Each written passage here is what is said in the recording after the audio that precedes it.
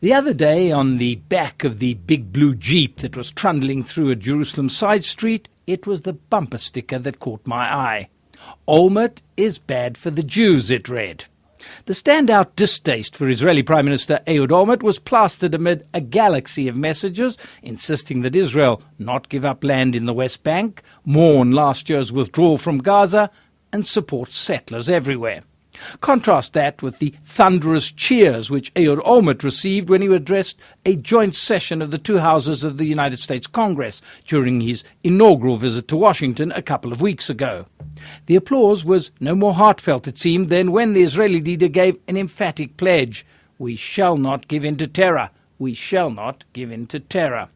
Now, another contrast. This comes from Jeff Jacoby, or Jacoby, I'm not sure how the name is pronounced, an esteemed columnist in the Boston Globe newspaper.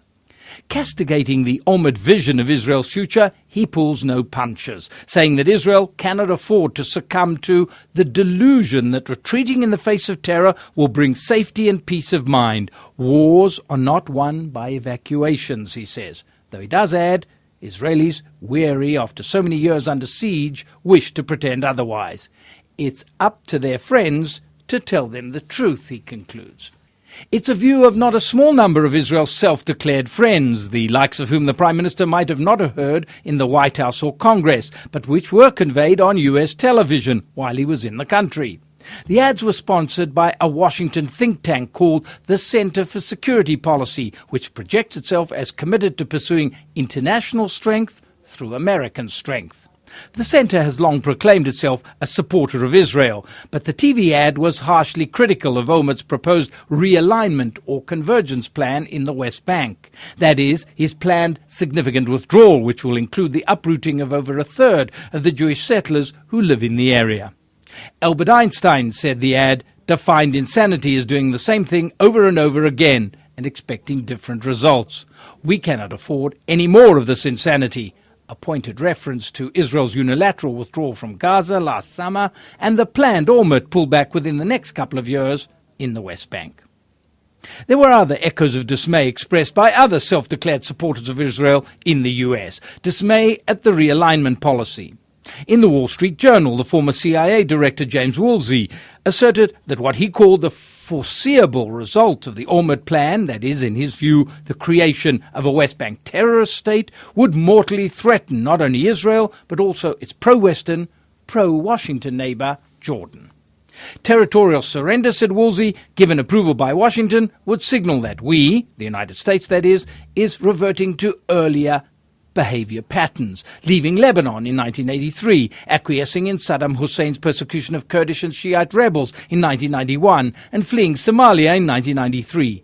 Behavior patterns, it was argued, that eventually led to the murderous assault on the US of September 11th. Like that bumper sticker on the Jerusalem Jeep, all perfectly legitimate criticism of Israeli policy. Only one thing wrong with it: the questionable angle of vision. Don't get me wrong when I suggest that this criticism in the United States is questionable. It's not at all the case often advanced by some Israelis that no one who lives outside Israel and is not subject to the same concerns, the same threats, the same fears about survival has the right to tell Israel what to do, or even advise her what to do, or to be critical, even, as in this case, harshly critical of Israeli policy. It's certainly not the argument that's often used to be advanced in Israel against Jews abroad, telling them to keep their noses out of Israeli politics, since it was maintained, in the final instance, someone outside Israel doesn't have to pay the consequences of policies affecting those spheres of existence or threats against their existence. Not at all. Everyone has the right to an opinion, to criticism, however harsh. What is suspect, however, from an Israeli point of view, is when the criticism of Olmert's withdrawal policy is made through American eyes, not Israeli eyes, when it's definitely within the prism of what's good for America, rather than what's good for Israel. However much Israel regards itself as a loyal ally of the United States, and Olmert, when he spoke to Congress, could not have bettered the enunciation of how much Israel identifies with the US war on global terror, it's the debate over what's really good for Israel which ought to be the focus of attention here. And in this respect, perhaps explaining the dismay of Olmert's critics in Washington, the people of Israel do, by and large, seem to have been convinced that the time has come, after nearly 40 years of being in control of the West Bank, for Israel to find another way to enhance and ensure its security. Perhaps what's really got the gander of these US critics is the way in which Olmert made so plain that Israel has already made up its mind that it no longer wants to control most of the West Bank, an area regarded by the majority of Israelis not as an asset, but as a burden. The editorial writer of the prestigious Tel Aviv daily Haaretz put it succinctly. It might also be seen as a response to that harsh bumper sticker in considering what in fact is good for the Jews. Israel must begin the withdrawal the sooner the better, wrote the paper. Not because the Americans agree and not because there's no partner on the Palestinian side for a withdrawal by agreement, but because Israel has a clear and immediate interest in further reducing the occupation and Israeli control over Palestinian lives, as well as in creating the preconditions for the establishment of a Palestinian state free of an Israeli presence altogether.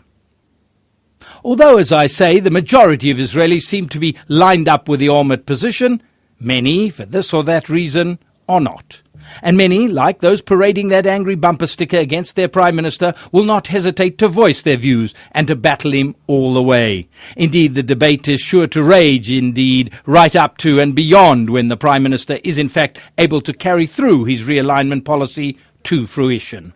But what's critical is that the debate will rage not over what's good for America, where also, of course, there will be disputes over just how best to run the global war on terror, but what is, in the final analysis, really good for Israel.